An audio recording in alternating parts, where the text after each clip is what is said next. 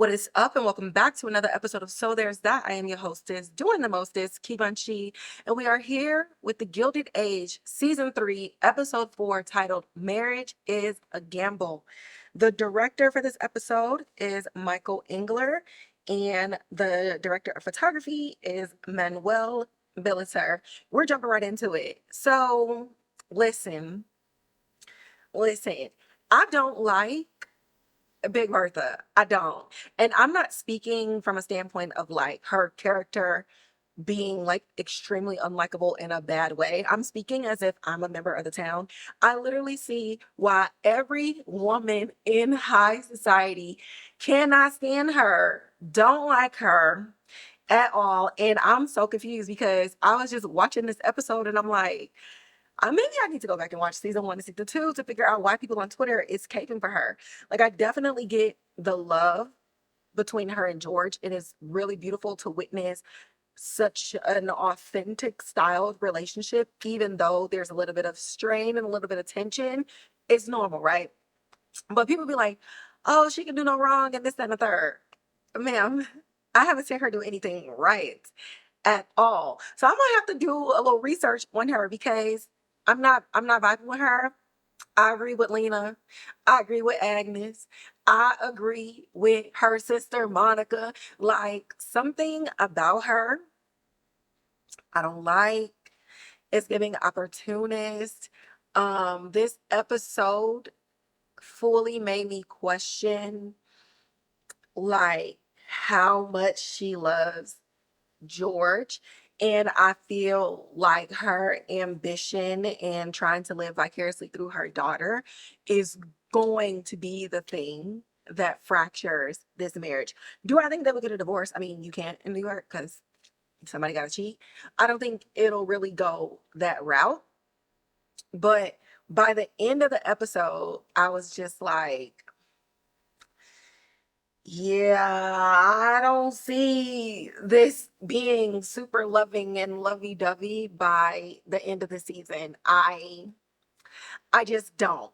But Carrie, Coon, girl, you doing your big one. Everybody is acting they asses off. It is absolutely incredible to witness such a large ensemble just hold their weight, whether they're on camera for 30 seconds or on camera for 30 minutes. It is phenomenal. And so far, this is my favorite episode. Um, it's my favorite episode because one, I think there was such a balance of trying to keep the thing light because the moment it gets too heavy, the impending doom is going to destroy everything. So I really like science, more specifically like biology and chemistry and stuff. I don't know if in school y'all ever did that test where you filled like a cup of water and it's slightly overfilled, so you see like a little bit of dome, and you had to get your toothpick to float on top of the water, not break the dome and sink. This episode was that. You had all of like the fun stuff going on between the sisters of the show, the servants, and everything like that. And Gladys doesn't come out of the room for damn near the whole episode.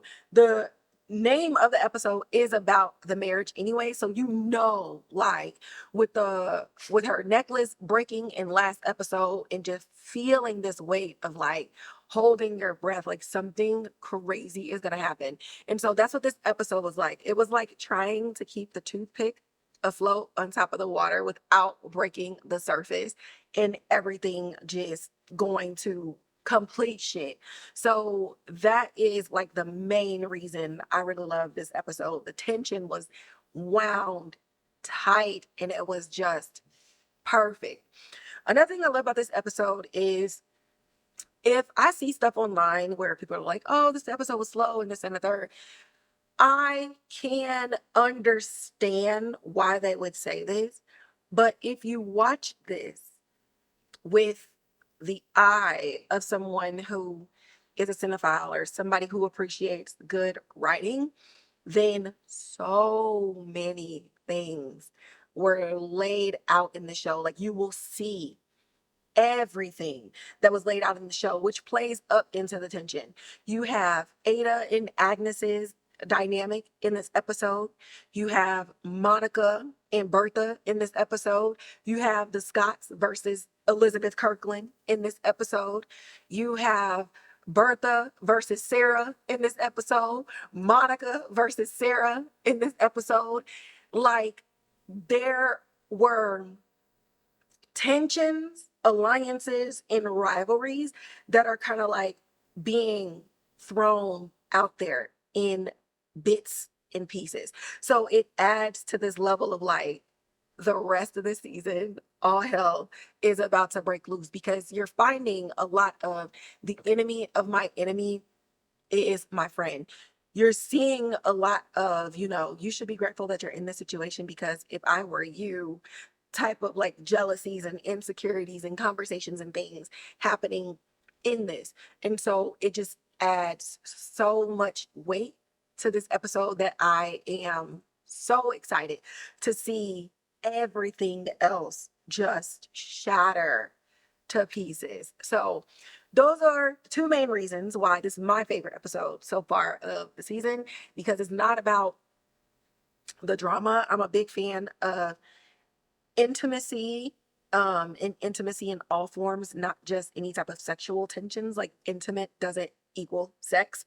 So for me, seeing a lot of the charged energies with everybody on screen together, and just having those intimate moments of quiet hate, quiet loathing, quiet yearning, quiet seething, in those areas, to where even if the conversation was light and the tone was light, you could feel all the character work that the actor did to put something in the scene through their body language.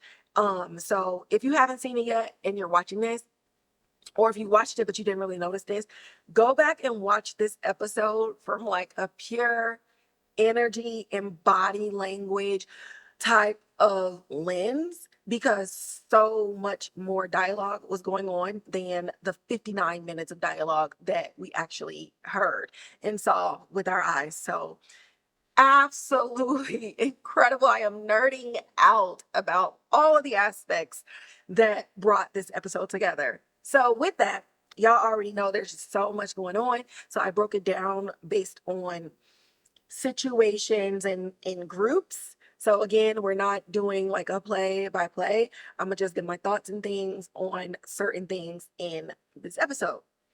The first one being the Russells. So I already said I need to go back and watch season 1 and season 2, because one of the things Lena said at the end of this episode, she was like, don't you think it's strange, like 3 years we didn't even know who they were, and now her daughter is the one that we get to call like your highness and stuff with. Like, I'm not really like fucking with that. And this is further exacerbated with the fact that her own daughter has a little scandal in the newspaper about her daughter's husband challenging somebody else to a duel because he thought that they were cheating. So you get a lot of people around Bertha.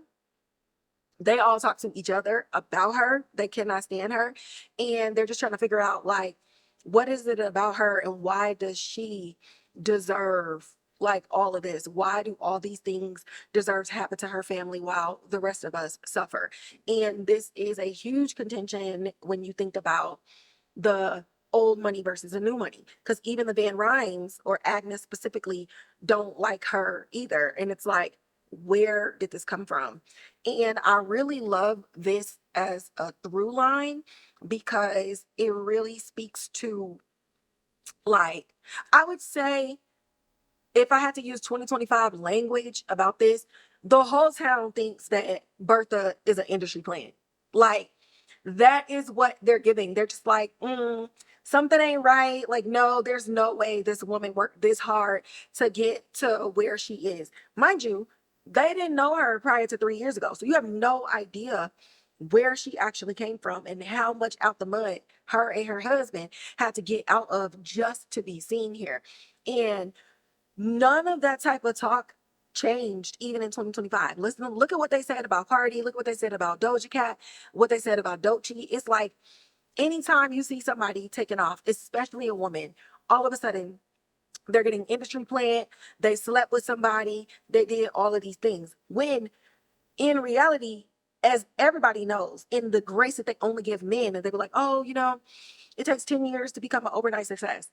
Just because you didn't know me when I was struggling, when I was crying, when I was wanting to quit, when I thought I wasn't going to make it, when I thought I wasn't good enough, doesn't mean that when I finally worked through all of my shit, all of my insecurities, and had enough resilience to continue to see myself on the other side of my own dreams, that don't mean that what I'm doing is fake or that somebody else had this in me. No, I had that drive. I forged those relationships. I made those connections. So stop being a fucking hater. If your family was all of this and came from all old money, like old girl who was like, my daddy signed the Declaration of Independence, what did yours do? Bitch, your dad did that, not you. Like, stop trying to ride off his coattails. So it's just like, if y'all got all this old money and your family got all of this status, then why are you beneath me? Why was I able to surpass you? It's because you thought the name and the money was going to be the two simple things to carry you, and you don't know how to do the work. So with Bertha, while she get on my nerves, I respect everything that she has going for her. Even though it's causing some strife between her and Gladys, I respect her because she's doing the work. She could have easily just been living off her man money and, just being cute, raising her two kids and doing whatever, gossiping in the streets with the rest of them. But she don't participate in their fucking gossip. She didn't even know what was going on in the newspaper. Like, she got better things to do. She works. It's like the rest of them are the people with no jobs on Twitter, and they're talking about the woman that's out here making moves. Like, it's crazy how much they can't stand her, but there's no legitimacy behind why they can't stand her. They literally hate her because she's ambitious. I can't stand her because she's imploding her own marriage and ruining the relationships with her kids. Those are personal choices. I think she's blinded. Like I said, she's blinded by her ambition in trying to live vicariously through her sister, and you get to see a little bit of what she's running away from with the introduction of her sister Monica coming to this wedding. So, and I'm gonna get to that, but just overall with the Russells themselves, it's very, I guess, it's on brand that they're only talking about Bertha. They don't ever talk about George. They love George. Probably a lot of them wants to sleep with George, but he don't get none of the heat that Bertha gets, even though he's equally, if not more ruthlessly ambitious behind his railroad business. Speaking of, we're going to talk about that real quick. JP Morgan came back and was like, I'm sorry, I can't give you my coins because your business is going broke, my guy. Like, I don't know. I cannot sink money into a derailed train. You're going to have to figure it out, but you're not figuring it out with me. And George goes to his advisor, his friend, and was just like, listen, come hell or high water, I will get my Amtrak up and running, and JP Morgan will be crawling back. And that man was like, and that may be true, but it ain't today. Now, only in this instance where I was like, George, you don't need him. You don't. When he come back, don't accept no money from him. Throw him not believing in you in his face. I am a huge proponent and believer of people will need me before I ever need them. And I just want George to have this mindset. Hopefully we see it going forward. I want him to work so hard and become so successful that when JP Morgan comes back, I need him to be like, remember when I needed you and you dipped, but now you need me? Because I'm not coming back to you. I'm not crawling back to you. I need JP Morgan to come crawling back to George, and I need him to leave his ass out on the street, because I get, like, business wise, I might be like, but keep on cheating. Like, no, like, it's gonna be da da da da. But like, he didn't come with no papers. He didn't come with no numbers. Show me the data. Show me the facts. No, you're a man with a lot of money who likes hoarding money, and you're not the risk taker that you think you are. George do need to be looking at the finances though up in his business though. Like, listen, don't you can't be asking your daughter and her husband to be for no money. And it also seems like he's keeping this information from Bertha. And like I said, the tensions in this episode, Bertha acting all high and mighty, right? Acting like she better than everybody. She might be better than her. She definitely got more ambition than all of them. But it's clouding her judgment and it's filtering in the way that she treats people. I don't even think she's aware of how each episode, even leading up to this one, she's been so condescending. Even when she thinks she's being kind in group conversations, there's just a level of venom and fakeness underneath that is just seeping through her pores. And if they get broke, and they out here looking like Marion and looking like the Van Rhynes, she gonna have to eat a lot of shit from everybody that's just waiting on her downfall. I don't want that to be the Russells' downfall. I really want Gladys basically removing herself from them to be their downfall. I want Larry to really drive this in there. And honestly, I want Gladys's and the Russells' downfall, not Gladys, Bertha's and their downfall to be internal. I actually want theirs to be relationship based and not necessarily like scandal based. The scandal thing is the easy thing. Him going broke and then being the talk of the town. That's the easy thing to tackle. But the hard thing to tackle is their family still looking good and thriving, but inside of the household, it's a mess because George doesn't trust her anymore. I think I would like that. I don't know. Now, Agnes and Ada. Agnes is still struggling with losing her place and status in society because all of the payment information switched to Ada. So when she was going out to go to some club meeting or whatever, she ended up coming back early and catching Ada in a whole seance, y'all, with Miss Bauer. And she tells her, like, they took my name off. Now, in this whole thing, again, I always said I love Ada and Agnes's relationship. I think that they are two sisters who genuinely love each other, genuinely like fought for each other and looked out for each other growing up. But I think this dynamic of Ada being the one in charge and taking care of Agnes is the big thing that Agnes is struggling with. And it comes off in such a haughty way, in such a, well, I was rich before you, so like, how dare you type of way. But I really think what Agnes is struggling with is not being her little sister's mom. Like when you're the oldest, especially when you're the oldest girl, there's just a level of looking at your younger siblings like your children. And so it feels to me that Agnes might be more proud of Ada and happy for Ada than she lets off. But the thing that is getting in front of telling her sister that is looking at her little sister, and while they're both clearly grown, it's hard to be like, damn, I spent my whole life looking out for you. I spent my whole life taking care of you. I was there when your husband died, all these other things. And now she was on the other foot. Agnes probably doesn't know how to be taken care of as the older sister. And again, just being like, damn, like my little sister is like doing it. What if she doesn't need me anymore? Like, I feel like there's a lot of fear driving this relationship. But Agnes needs to get it together, girl, because you over here trying to call, not trying to call Ada desperate and lonely because she's trying to figure out a way to talk to her husband. And Ada's like, yes, I am lonely. The fuck? I love my man. Like, I don't know about you, but I loved him. You barely love your son.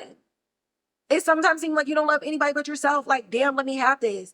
I'm out here trying to join these coalitions. I'm trying to do the whole prohibition thing. I'm trying to do all these other things. Like, why can't you see I'm keeping myself busy? Because I am alone and afraid. And if Agnes don't get her shit together, she's really going to distance herself from her sister. Like, you can tell that Ada is waiting for Agnes to reach out and to see her and to see what's really going on with her. But every time it's a battle. Ada is not like, yeah, girl, I'm spending all the money, so you gotta like defer to me. You gotta do all these things. Like, she brings it up when it matters, like the bill thing, right? She covers the bills now and all of the other things, but she's not waving it in her face, the flag. But Agnes is acting like Ada brings it up every 3 seconds, and that's not the truth. And it'd be like, okay, sure, let me pay this. But anyways, girl, did you see what Mrs. Bruce was wearing? Oh my God. Is that what they have their servants wear? Like, Ada be ready to get back to the tea. And Agnes just be sitting over there like, so they're just gonna throw your money in my face. Ma'am, we all live together. At what point are you going to just realize, like, my money is our money? Like, Agnes, girl, get it together. Now, speaking of the servants, they were the lights in this dark ass, swampy, disgusting cave, okay, of an episode. Because it was dark. It was a bleak episode, actually. But love the servants, not only the Russell servants, but Agnes and Ada servants too. As far as like Agnes and their servants, I love how supportive they are of my baby Jack Jack. Like, y'all already know, I love Jack Jack. Like, he cannot do any wrong, and he's forever gonna be called Jack Jack. I don't care. He is just so precious to me. And the clock people wanted to meet with him and Larry again, and they're just like, no, you need to go. Whether it's a good news or bad news, like, this is your invention. You're not trying to get any secondhand information. Like, build some confidence. Go in this room. Like, these are the spaces that you're working towards. Don't be scared now. And I love that they are just family to him. So they go meet with the guy. And I'm not even gonna hold you. I'm so glad I'm not in like the clock business. They sat down in that room and you just hear and I have misophonia. I turned the volume down until I saw the characters' mouths moving because I was like, I cannot do this. There's so many clocks. There's so many clocks. Oh my God, like, I hate it. I could be in a dead asleep. This is why I don't keep analog clocks. Because I had an analog clock in high school, because I like the idea of having like the old school like ringing and like the clock shaking. And I remember one time, the first time I tried to go sleep with it, and I just hear I could not sleep. I said, oh no, hell no, can't do that. But they get in there and the guys are like, listen, we're not gonna work with you, but we will buy you out and the patent. What say ye? We can give you 3. And Larry was like, oh, hell no. The fact that you even start off at this number lets me know that you've thought about a cap on your number, because you know you're going to make hella money from this invention. So 6, and we're not doing anything less. So Jack's sitting there looking back and forth. He don't know what's going on. He's like, yeah, 6. Yes. And so the guys are like, all right, listen, you drive a hard bargain. $600,000. Jack said, 600,000. What, bitch? It was so funny. And I loved it. Like, instantly going from like broke and poor to a millionaire of today's times. They split the money. And at first, Jack didn't say anything to his people when he got back, but he did end up confiding in Mrs. Bauer. And even Larry told him, like, you have as much money as Ada, and you have more money than Agnes. What you choose to do with your life and your career from this point is on you, whether you stay working there or whether you don't, but you have a leg now and you are smart and you are ambitious. Congratulations. And I love that this is how it turned out for Jack. And I love that Larry is like genuinely a good person. At first, I was skeptical, but I am sold. Larry, don't make a fool of me, because y'all know how it is when you be giving men compliments and the next thing you know, they embarrass you. You better not embarrass me next week, Larry. I'm going to be pissed. But Larry is a good person. Now, do I think 50-50 should have happened? I don't know. I feel like Jack, it could have been like maybe 55-45, because Larry did get him into these rooms. He gave him all of the access, and that is absolutely important. I think a 55-45 split could have also just helped Jack with future negotiating power and negotiating confidence. But I mean, a win is a win, right? 50-50 is good. Okay. And it's a fortune right now in these times. Like, he don't have to, like Ms. Bauer said, you don't have to work ever again if you don't want to. Like, he can live off of that. And I mean, shit was like 2 pence. So really, he could do whatever. I don't know if those things, shit is expensive, bro. We can't even get no eggs. But super happy that this happened in there. And then with the Russells, they over here trying not to get fired, y'all, because somebody is leaking all of the information about Gladys's dress, her underwear. They're basically like just trying to shame her in the newspapers. And they're like, oh my God, what if Big Bertha think it's us? And they're just like, well, why would she think it's us? And so Gladys's main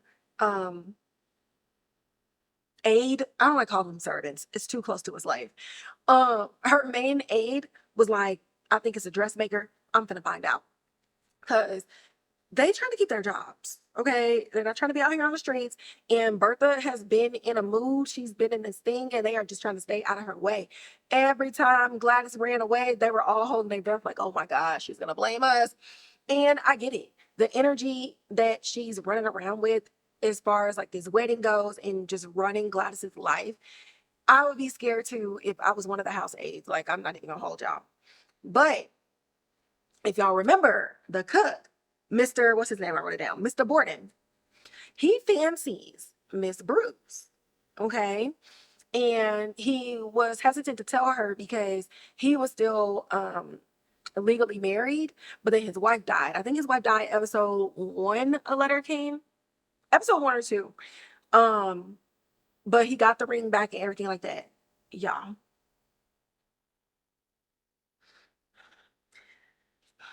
This whole proposal could have been 100% cute and sweet if my man did not propose to her with his dead wife's ring. She was like, ain't that your wife's ring? He goes, I prefer to think of it as my mother's. Nigga. Ah! You're still awful. Like, oh my God. This could, what? I would have accepted, I bestowed upon my wife this ring during the times where we shared a love that I believe would transcend all time. This is a symbol of that same love that I carry within me that I want to share with you, because I poured all of who I am in this, and it represents the life of a long happiness that I can bestow now upon you. I would have accepted that. I would have accepted it. It would have been weird. I could have used that explanation. Saying that I like to think of my dead wife's ring as my mom's. So you couldn't go into the town and like get a new one made. Bought one from the pawn shop. I like, what?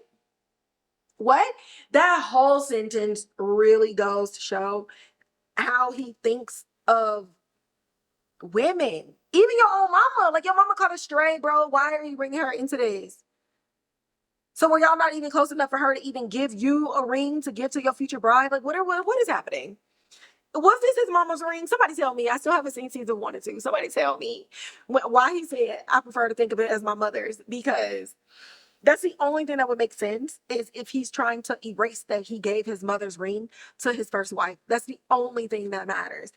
But with Miss Bruce, listen, she was like, all of that don't even matter beyond what I need the viewer was thinking, because I can't marry you, bro, because I got a man. And Mr. Borden was like, what? Oh my God, I just realized, if they're gonna get married, hold on. Because I've been seeing stuff about the Susie Borden story. Is it Susie Borden? Susie Borden took an axe. Was it Susie Borden? What's his lady name? Lizzie Borden. What's Mrs. Bruce's first name on the Gilded Age? Because now, if her name is Lizzie, what's this Borden show that's coming out then? New Borden show about Lizzie Borden. I just realized what his name is.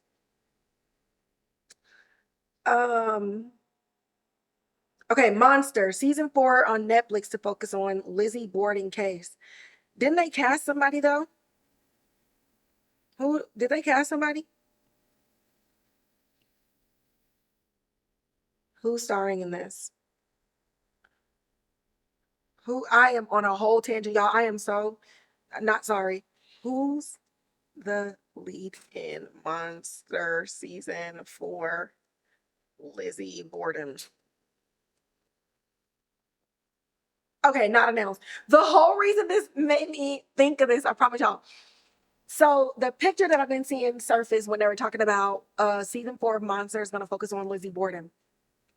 Mr. Borden just proposed to Mrs. Bruce.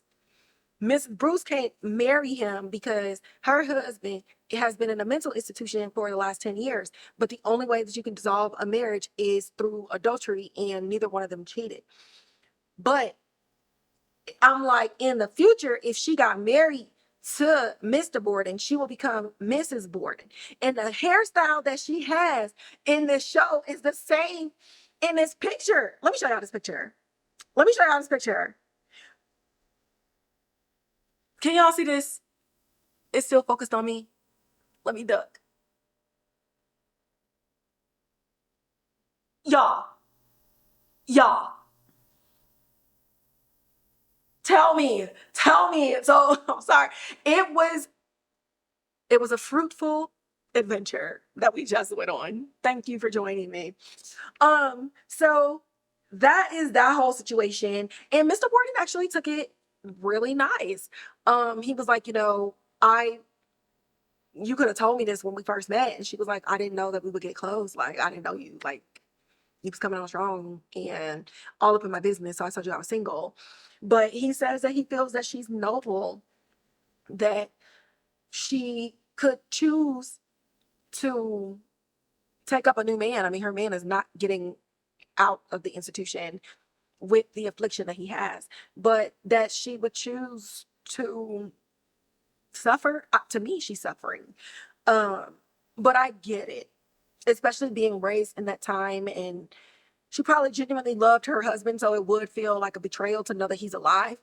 And that the only reason they're not together is not because he didn't want to, but it's simply because he can't. So I get it, and I appreciate that Mr. Borden didn't push in a way that was like, oh, well, nobody would know, and all these other things. Now, if they sneak around and continue to do whatever it is that they're doing to have even developed feelings enough for him to propose, clearly they've been doing something.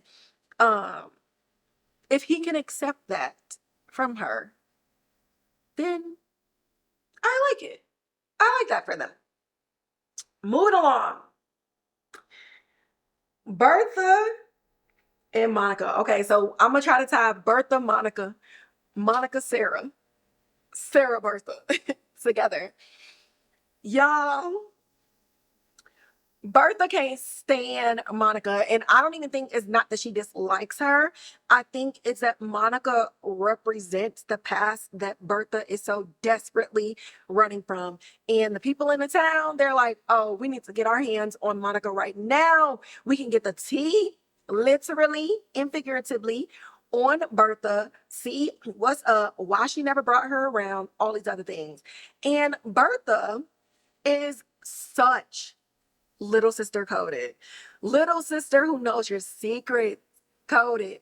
She is poking at Bertha at every which way and turn. From her outfits, her dresses, from being, what did she say?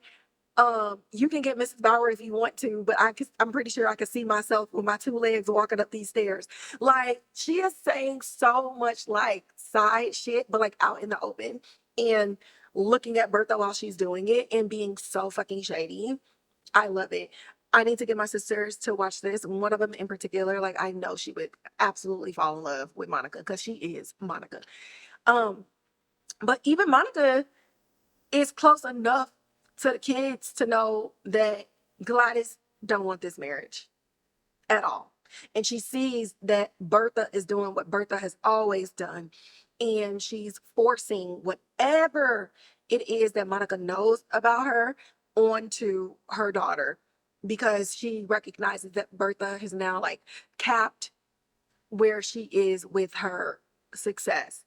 And I love the dynamic between them, because it's giving like started from the bottom, now we here.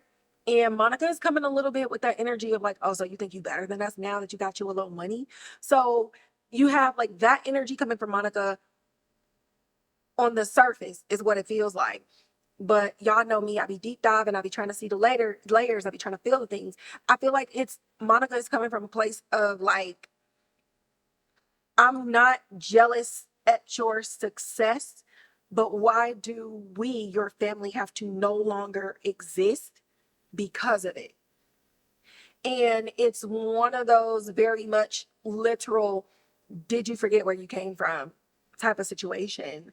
And it's not that you can't achieve success, but you're bringing nobody else up with you. And I am not a fan of just because you made it that you need to fund your whole family. I don't believe in any of that at all. That is your money, and family will drain you and make you poor. That is yours. Understand.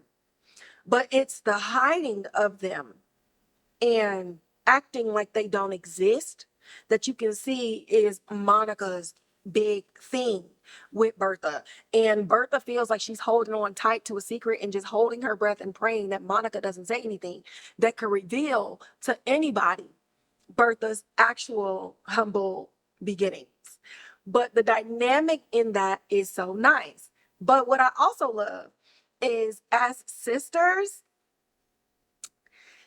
you know how like when you and your sister like be getting on each other, but then like there's somebody else in the mix, and now you and your sister, you got to put your little rivalry on pause so that y'all can team up and go against somebody else. That's where Sarah comes in. This dinner with the Duke, where Monica first met him, was everything. It was my favorite scene in the movie. I'm not even gonna hold you. Monica was like, Sarah, girl, you came all the way over here with your brother. Where's your man and your kids? And she was like, I don't have a man or kids, which is why I live with my brother. Oh, that's crazy. You still plan on living with your brother after he's married? She was like, yeah, that's the plan. Huh. Does Gladys know about this plan? Hector, what's up? So Sarah's like instantly like, oh, hell no. I don't like this bitch. Because it is a valid question. And you can really see that Sarah and Hector, they're like a Larry and Gladys. I'm gonna be real. But I think this is the first time that it was really brought openly to Sarah's face that, girl, you might be homeless. you might have to look for your own place to stay, because will his bride, the Duchess, want you to live in their marital home? And so you can already feel the tension, because Sarah is now having to deal with, my brother is getting married. She probably has never ever been married ever. Like, you could be married and I have kids. So she's probably never been with anybody. It's only been her and her brother. And now the reality is settling in that another woman is taking her place. Now, I don't believe in that whole woman taking your place thing, but you know how it is when you be having like these emotionally incestuous relationships between like moms and sons and siblings and shit like that. It's giving that. And Sarah doesn't particularly like that Monica brought up the fact that she might be homeless. So at this point, Sarah ain't fucking with this marriage either. Like, she don't even want it. But then at the wedding, so Sarah is like fussing over Hector and his outfit and everything. He's like, sis, please go take a goddamn seat. Like, everything is gonna be fine. And she's like, okay, whatever. Like, I know. But Bertha goes and tries to talk to her. And Sarah was like, yeah, nah, I'm not staying for none of these extra festivities. Like, we're fucking leaving. We're getting the fuck up out of here. Like, okay, sure. And Bertha just kind of look at her like, okay, bitch. But what I love between Bertha and Sarah is they feel like the same person. Hector got his own Bertha, and Gladys got her own Sarah. And they are marrying into the family with each other. And I just don't see this going over well whatsoever. But it seems that Bertha has met her match in Sarah. And I know that they are from England. I'm going to need to see more of Sarah and Bertha on the screen together. I don't know who needs to get on the boat, but somebody needs to get on the boat, because I need them in the room facing off. Oh my God, the energy and the tension that was brought with Sarah's character, Bertha's character, and Monica's character was incredible in this episode. Absolutely incredible. Made my heart sing. Speaking of singing, the Scots versus Elizabeth Kirkland. And this is one of the things where I'm literally like, everybody else, I'm like, oh, you got this person and that person, this person and that person. It's the Scots versus the Kirklands. Child. So out in Newport, Peggy sits with Athena, her mama, William, and his mama, Elizabeth, and they share a tea on the porch. And Elizabeth is not really vibing with the fact that Peggy wants to do things outside of stay at home and have babies. Even saying something to the effect of like, oh, well, I wouldn't know because I decided to put my family first and, you know, do my duties as a woman or some shit. And Peggy was like, okay, girl. So anyways, I'm giving an oral speech dissertation over at this event. You should come. We're talking about civil rights. We're talking about the mistreatment of colored people and how we can do our best to band together to push these laws in or whatever. And William, I don't know if he's dumb, willfully ignorant, or painfully aware and just trying to ignore his mama, but it just really seems like he don't be locked in on none of the shady shit that she's saying. So we go to Peggy's event, and Aurora is there. So it seems, guys, Aurora did scurry off to Newport, and we might get this divorce on the road, but my sister's looking real sad. But seeing her in Newport, I am excited about the prospect of the rest of the episodes with the Scott storyline taking place outside of New York City and bringing Aurora and Charles's story in that space and forging an even stronger relationship between Peggy and Aurora, which then continues to forge the relationship with Agnes and Ada because those are her cousins. So I'm excited and I hope we get to see Aurora in the next episode. It also seems like she was really genuinely moved by Peggy's speech. And while she's going through her own thing, I definitely see her being a white advocate for civil rights for colored people in America. But starting in Newport. So after this event, Peggy, no, who was it? Athena saw that Elizabeth and them showed up. So Elizabeth, her husband, and William they came in late and so they sat in the back. William, you already know he was the first one to get up, clapping his hands. Elizabeth's looking at him like, boy, if you don't sit your ass down, all she did was speak. You ain't never heard nobody speak English before.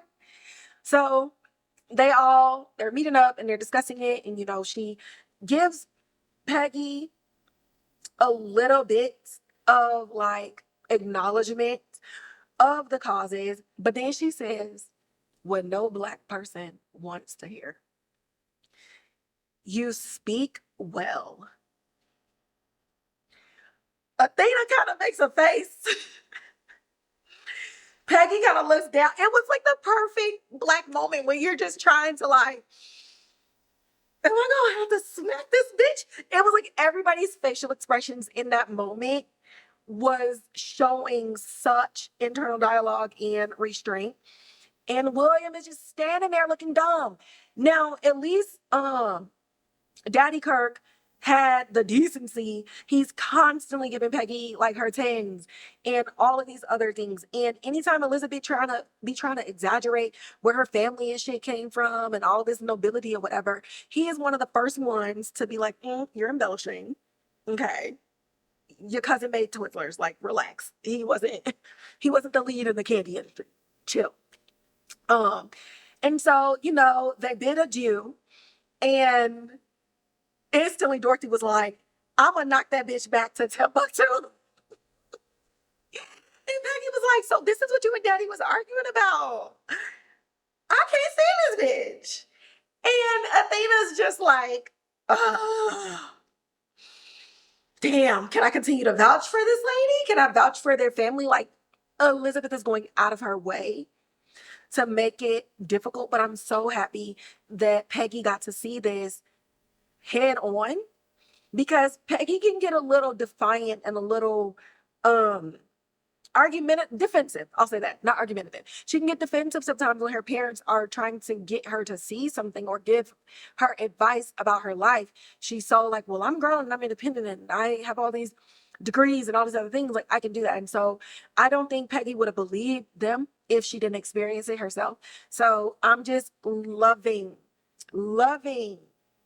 this whole scenario where the Black families have their own new money, old money type of thing, in the way that the Russells and like Agnes, well, the Russells versus the New York City, have as well. So I'm really looking forward to that. I think Peggy having someone like Aurora in her corner too can be an advantage with dealing with Elizabeth. And something tells me that there may be a situation in the future where Aurora and Elizabeth have like a little bit of a phase down, because Aurora is not going to like how Elizabeth is talking to Peggy. And I feel like Aurora might be one of the ones to bring up this whole thing about like, you already have it rough. So why are you acting like you're a better Black than the other one? You're all Black. Like, what the fuck is up with that? And the reason I feel that way is just based on that brief scenario after Peggy gave her speech. Like, something, and y'all know, like Aurora and Ada and Agnes, they don't play about the mistreatment of Black people.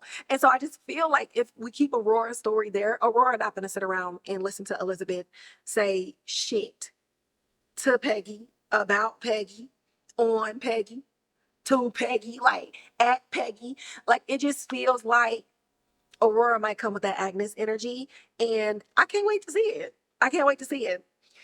Speaking of things that couldn't wait, so this wedding happened, and it was fast. I mean, last episode it was like, hey, they engaged. Today they married.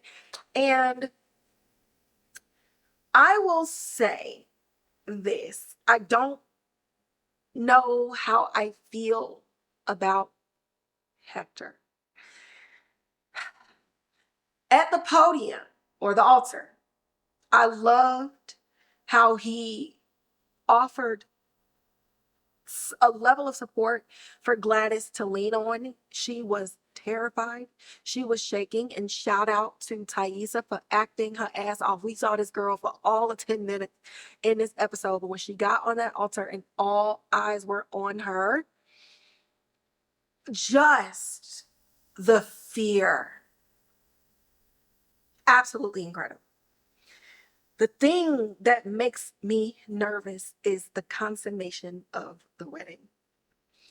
I see where he was coming from, where he was like, let's just get the awkward thing out of the way and wake up tomorrow as man and wife.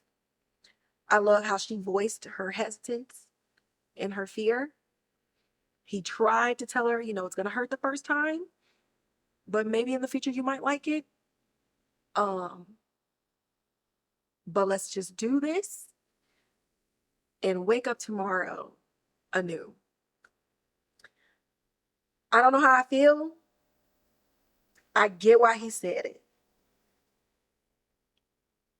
At the end of the episode, we know that it happened. And there's that. That is this episode, y'all. What do you think? There is so much going on. And honestly, I would say the biggest thing that I wanted to do at the end of this episode was slap the living shit out of somebody. Like, this episode gave me such tension and anxiety and just like so many different things where it's just like, you know what, it will make me feel so much better if I slap the shit out of at least like 3 of these characters. So that's how I feel. Y'all tell me how you feel and how you think the rest of this is about to go down, because this is insane. Bertha, Elizabeth, Lena, I don't even know what's going on with Lena, but I'm kind of loving like the gossip ladies, loving the little gossip folks in the town and them rallying around each other. Super interested to see like more scenes at like a tea or at some of these meetings, whatever meeting Agnes couldn't get into. I would love to see that with the rest of the ladies in the town. Especially now that Gladys is married. I wonder if they will push Bertha out because of their jealousy. Definitely interested to see how this goes, because the animosity was open this entire episode. Bertha saw it. She felt it. She heard it. It is what it is. They don't like her. They're not going to pretend to like her anymore. And they are preying on her downfall. And then also, another thing I wanted to bring up, this ain't got nothing really to do with the show, but like, who came up with this dumbass shit about like, oh, only the bride wears white or whatever? Because them bridesmaids all had on white dresses. Like, who came up with the whole thing like, oh, don't outdress the bride and all these other things? Like, the ladies came to the wedding, even if they couldn't stand Big Bertha. They came to the wedding dressed to the nines.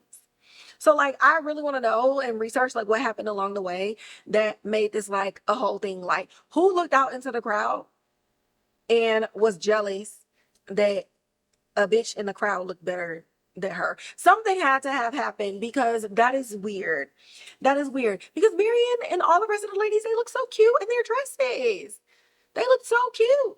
And when you looked at it, it may have seemed to be more than the bride, but Gladys's dress was amazing in its simplicity, and the train stretched all the way from New York to California. So like, nobody was really outdoing her. So I loved how such a modern problem of today of like what women are wearing to somebody else's wedding. I love how we just watched this wedding and everybody wore whatever the fuck they wanted to wear, because they thought it was cute. Like, it just was what it was. So hopefully, if y'all watch this episode, you get out of your own head about like people wearing clothes. Like, you should want people to want to look their best coming to your events, because they're going to be in these pictures. So like, do you want the pictures to be ugly or not, girl? Anyways, that's gonna wrap up today's episode. I hope y'all enjoyed it.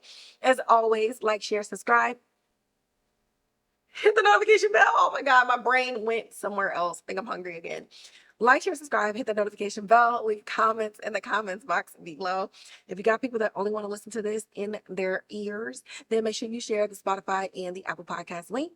You can always find me on Instagram at So There's That Podcast, where I discuss all film and TV news and updates and cancellations, y'all, because NBC is NBC and Netflix are neck and neck. So if you want to know that information, just head on over there.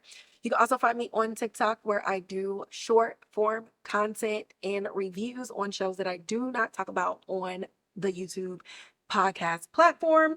That's going to be at Kibanchi, and y'all already know the drill. Find me on Twitter. Some of y'all came over here from Twitter, so thank you for being there. And if you don't know me on Twitter, at Kibanchi, where I talk about all things movies, television, stuff that I'm reviewing, stuff that I'm screening, stuff that I'm not, because I just genuinely love this job and I love this entertainment industry. So yeah. And with that being said, I will catch y'all in the next episode.